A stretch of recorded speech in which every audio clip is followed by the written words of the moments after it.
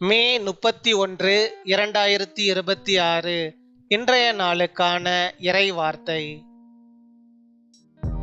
நீங்கள் அனுபவித்த துன்பங்களை விட பல மடங்கு சந்தோஷத்தை கர்த்தர் இன்று உங்களுக்கு தரப்போகிறார்.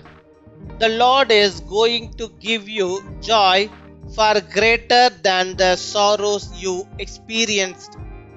யோவேல் 2 அதிகாரம் 26 வசனம்.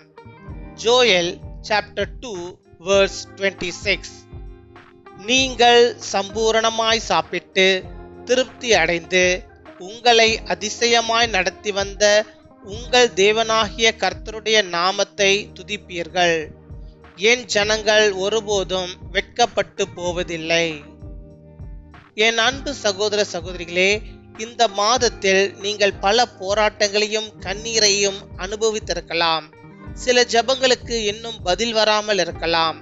ஆனால் இந்த மாதத்தின் கடைசி நாளில் கர்த்தர் உங்களிடம் சொல்லுகிறார், உன் கண்ணீரை நான் பார்த்தேன், உன் ஜெபத்தை நான் கேட்டேன்.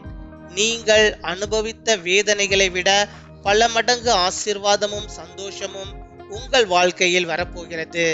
இந்த மாதத்தின் முடிவு உங்கள் ஆசீர்வாதத்தின் ஆரம்பமாக மாறும். கர்த்தர் உங்கள் வாழ்க்கையில் புதிய மகிழ்ச்சியையும் சமாதானத்தையும் ஊற்றுவார்.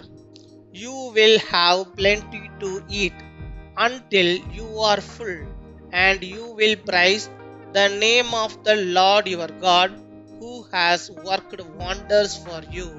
Never again will my people be shamed. My dear brothers and sisters, you may have gone through many struggles and tears this month. Some prayers may still seem unanswered, but on this last day of the month, the Lord says to you, I have seen your tears and heard your prayers.